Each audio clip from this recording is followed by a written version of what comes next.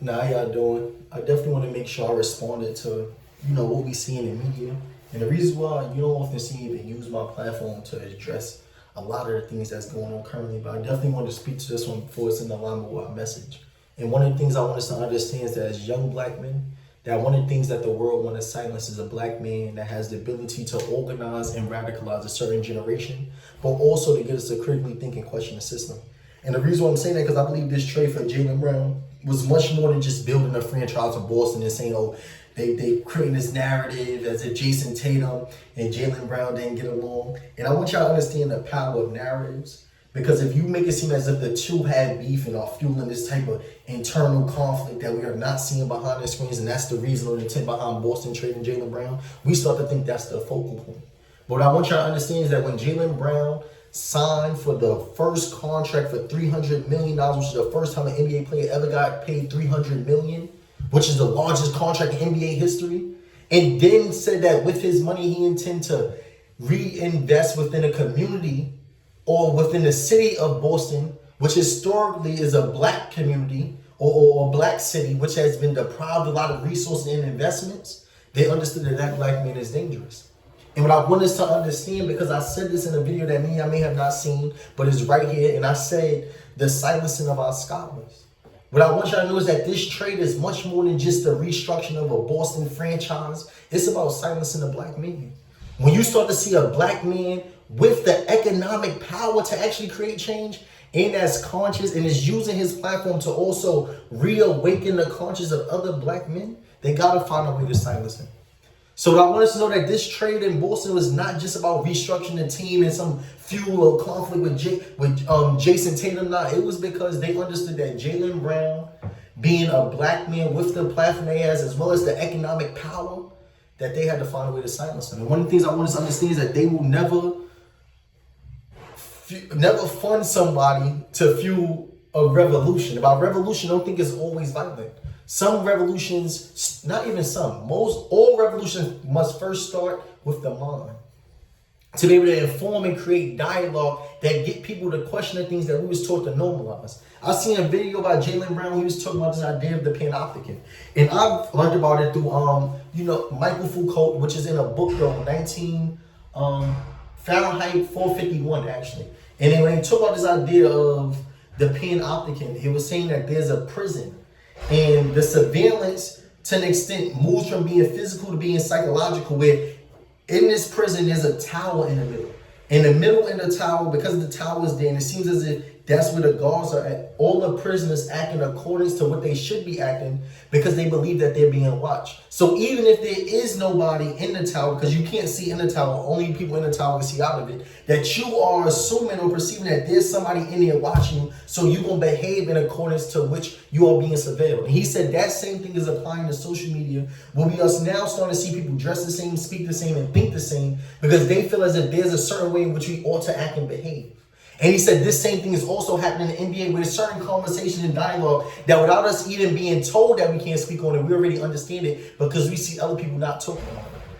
And he's starting to make people aware of these philosophical beliefs of this idea of surveillance. And when he starts using his platform, traveling to colleges and talking to students about this, and then talking to athletes, and you have no other, it's like you have no option but to listen to him. Because he's the man with the largest contract and he could play ball. So it ain't going to make it seem like his voice is only being strengthened by his economics, also because of his ability, but also because he's a scholar. And what I want us to understand as black men, that when you obtain a platform, especially with the economic power, and you're trying to inform and educate the demographic of people that have historically been kept out of libraries and beaten and beat up because they wanted to read, you got to understand that you now have become a threat. And I believe with Jaylen Brown being traded is much more just the restructuring of the Boston franchise. It's about silencing that black man. And what I wanted to go through is also a historic perspective, because I don't want y'all to think that this is the first time that we've seen this happen, right? So one of the first people when I was growing up, I often try to tell a story so y'all understand a little bit more about me. So when I was growing up, one of the first black men I seen in media was a man named Louis Farrakhan. And for those that may know Louis Farrakhan is, don't look him up. But for those that don't know who Louis Farrakhan is, I want y'all to look him up, right? Because I'm starting to also understand that because I'm like in the generation where certain images have been removed off media. There's times I make certain references that may go over your head. So I never want you to allow me to speak to something and you not understand it, not go and find out, right? So I want y'all to look up Louis Farrakhan. This is Image. But this is one of the first men I seen when I was growing up as a child, outside of Michael Jackson. And this was the first person I seen that utilized his platform to, what I would say, to charge America with the crimes that they have imposed, not just on black community, but particularly to our black men. And what I started to notice, and I said this in a speech I delivered through a TED Talk, I asked myself, like, what happened to my scholars? I even said this in this speech I did at MBK. I was like, what happened to my scholars? And what I meant by that is what happened to platforms being given to those who not only are critical of the state that we are living as black people in America and in the or across the diaspora, but what happened to my scholars, meaning those that are questioning society, but also attempting to get other people to also be critical. Critical of our position and critical of how we speak, critical of what we normalize, critical of our environments. And I was asking myself, what happened? Because now we're living in a time period where it feels as though we are just platforming people because they have a certain amount of followers. And just because you have a certain amount of followers don't mean that you are an influencer, but also does not mean that you're influencing a generation to do what it is that will allow for us to mobilize and organize as a community in order to gain our independence and liberation, which first starts with reawakening how it is that we think, but also like group economics. It's not just about teaching us to go vote, but also understanding that the way that the power of voting comes in voting as a group or creating a voting block. And I get into that later, but I want us to understand that this is not the first time we have seen a black man being silenced. And I want to get through a historical dialogue, right? So I said Louis Farrakhan, and the reason I'm referencing that because that was the man I seen growing up. But as I got older, I started noticing that a lot of men, especially those that maybe seem like in the Nation of Islam, and I believe that we firmly cannot speak about history without acknowledging Elijah Muhammad and the contribution the Nation of Islam has made to the state of black men in America. For those that don't know what the Nation of Islam is, some people always use the term like NOI or FOI, which is the fruit of Islam, which is like the military component of it, right? And the Nation of Islam was an organization that was founded. One of the ministers, they refer to the person who may be, I don't want to say like the leader, but like if I had to use references to a church, like their pastor in a way, which they would title the Honorable Minister, right? So it's like the Honorable Minister Louis Farrakhan, the Honorable Minister Elijah Muhammad, right? I believe that we can't talk about the state of black men and our progression in America without first acknowledging the role that the Nation of Islam has played. And what I'm starting to know is that many people tend not to speak about the contribution the Honorable Elijah Muhammad has made to the progression of black men and the Nation of Islam, for those that don't know, because we often speak about Malcolm X, which is the individual, but we never talk about the organization that helped to create men like Malcolm X, right? So Malcolm X is a man that was created through mentorship, guidance, and reading. But to acknowledge the individual and not the organization, it starts to condition us as black people to just honor individualism and not the construction and organization of an organization. Right, and I'm saying that to say, like, that's not the first time we've seen the silencing of black men. One of them is the silencing of many of our Muslim leaders, right? And again, you cannot talk about the progression of black men without acknowledging the role the Nation of Islam has played. But a few people I want to make sure we speak to that many people may not know about. The first one is Tavis Smiley. For those that don't know who Tavis Smiley is, he used to organize this conference that was called the State of the Black Union. Or the State of the Union. And what happened was he would bring all these black leaders together in different fields, whether that's lawyers, psychologists, media, and they would have these dialogues and conversations about the state of black people in America. And what I noticed happened with him, and I believe this is my perspective, he became a little bit too powerful and influential that they do what they often do. They try to get a white girl, paint this narrative that the black man slept with the white girl, committed rape, and they hope to dismantle the platform. Or they try to get women in general to oppose the man, to be in opposition, because they understand, the strippers of our power as black men, our influence, is to get our women to be in direct opposition to us. So what I understand also is a lesson for us as men to understand that how we treat women, how we navigate the spaces are very important. For the ways in which we see men being stripped of a platform is through putting us in opposition to our women. Right, so how we navigate space with them is very essential. So Tavis Smiley is one I want y'all to look him up, and he used to have this conversation called the State of the Union Address, and different people would come to speak. I remember seeing the screenwriter of the Boondock speak as well, Aaron McCruger, right? The other person I want to speak to is Nat Parker, right? He created several movies, and those that have not watched these movies, I want y'all to go watch them. The first one is The Birth of a Nation.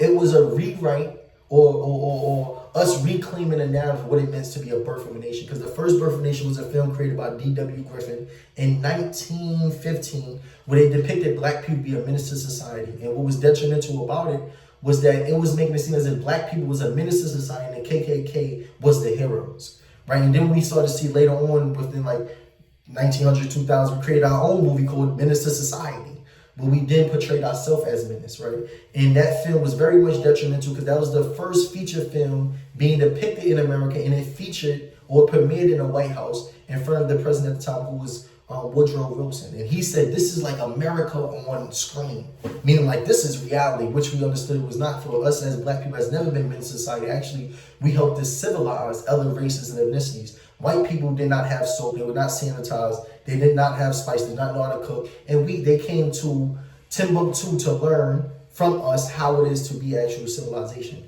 But I digress. And what I'm saying is that was the first movie that Nat Parker created. But the other one he created, which I really enjoy, is called American Skin. He's also inside The Great Debaters. And Nat Parker was also a person that was using his platform as a director, a screenwriter, and knows that individuals have relationships in the film industry to create certain stories that was restructuring this narrative of the roles black people played in America and how we ought to go about organizing not just our political power, but our platforms. And again, they did the same thing. They accused him of being in a rape case with another white woman. As we can see, this trend is happening.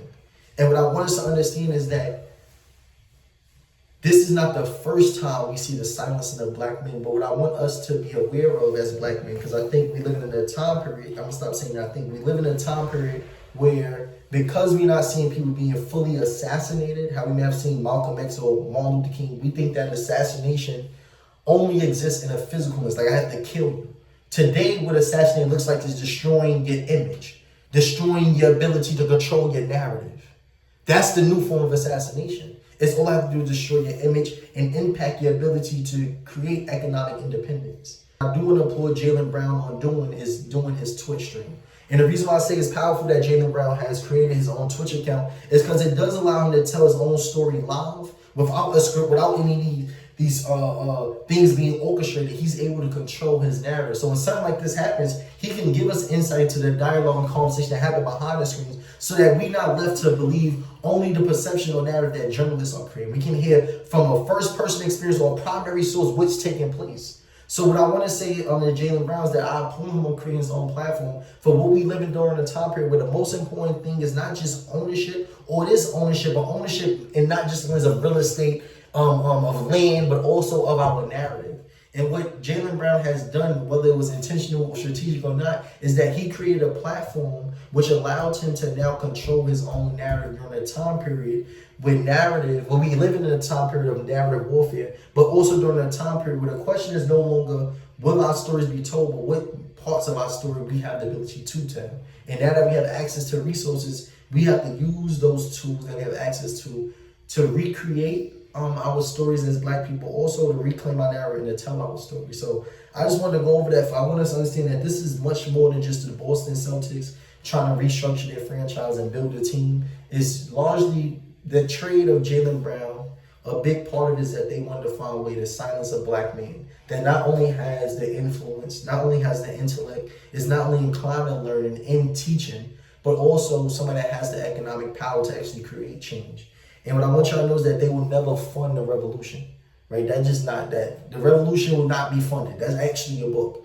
And I want y'all to understand is that it's slim. And definitely if you're going to be loud about it, right? Like he spoke about it on a national platform, what he intends to do with this economics that he has now gained access to.